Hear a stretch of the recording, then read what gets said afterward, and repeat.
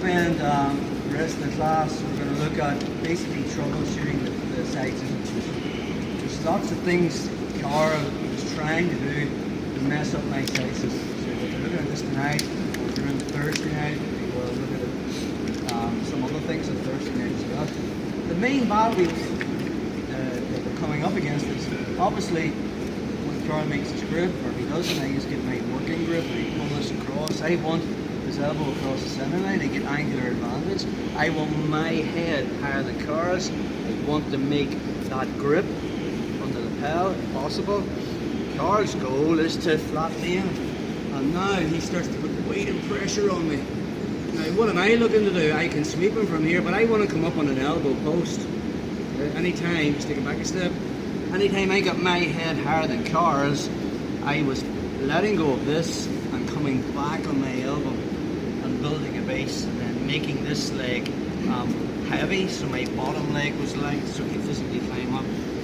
Carl's goal is to close that down, and probably if you've been sparring from this position and you've got to here, and then Carl starts to put a lot of pressure and weight on me, and you're trying to come up on your elbow, and it's very, very difficult.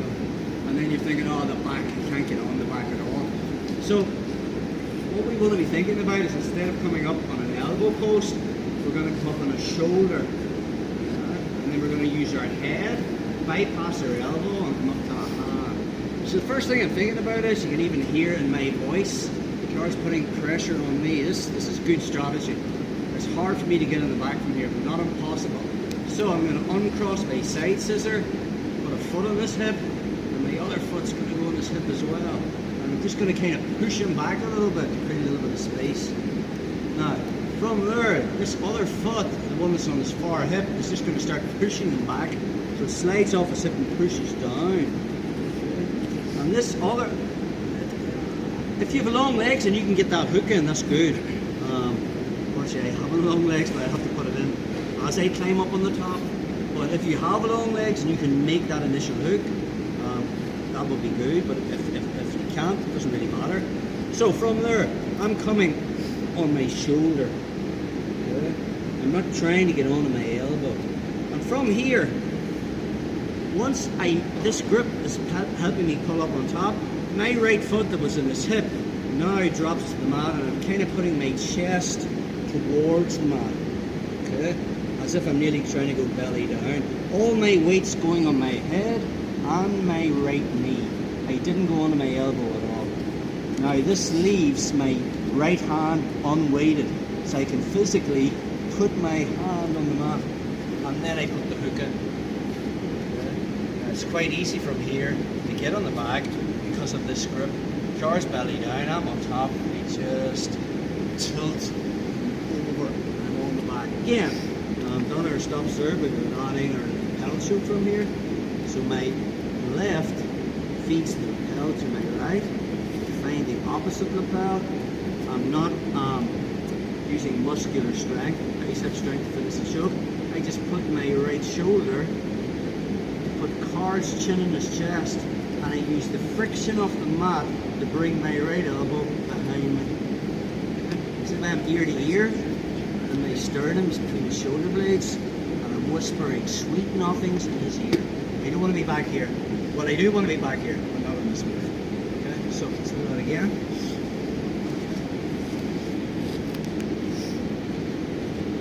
So Carl makes that grip, the cross grip. Pulling this, bringing it across, I get the elbow across the center line, that's the first battle. I get angular advantage, I make that initial grip, okay. And from there, Carl starts to flatten me out and puts me under pressure. Now we can go into the last, all the sweeping techniques from here that we covered. Okay. I have my 2 hook sweeps, we also have the half guard variation, which we covered on Thursday, but I can get on the back from this position, even though Carl technically his head's above mine.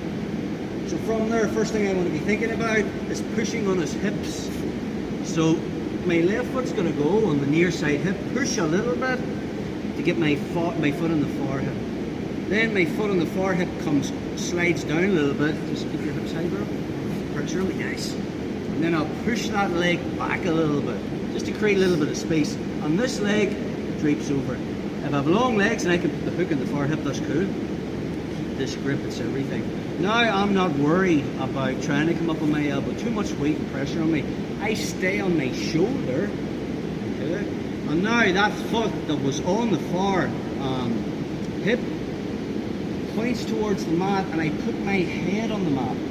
So now all my weight is on my head and my knee. That means my hand is light. I can just put my hand on the mat and pull myself up.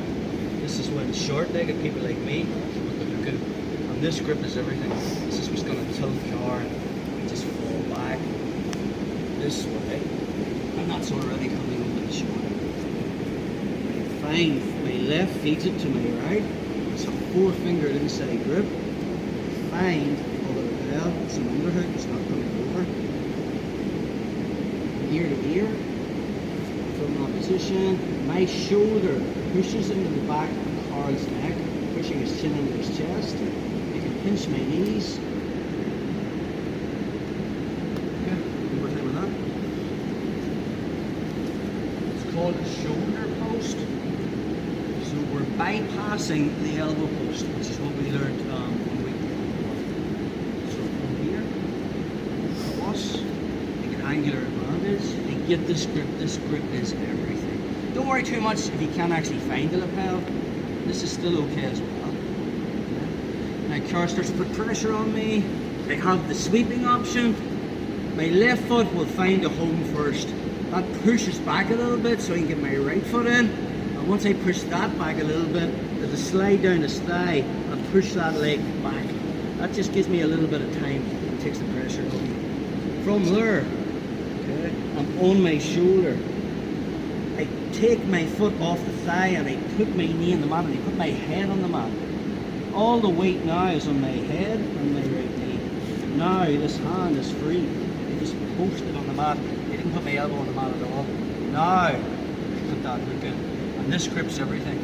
As I fall back, I'm rotating car. My hands are already coming over the shoulder. Find the lapel. Once I get that 4 fingers grip inside, find the other lapel. Not so much pulling on this one, just taking the slack out of it. Pinch my knees, heels down, and engage my shoulder.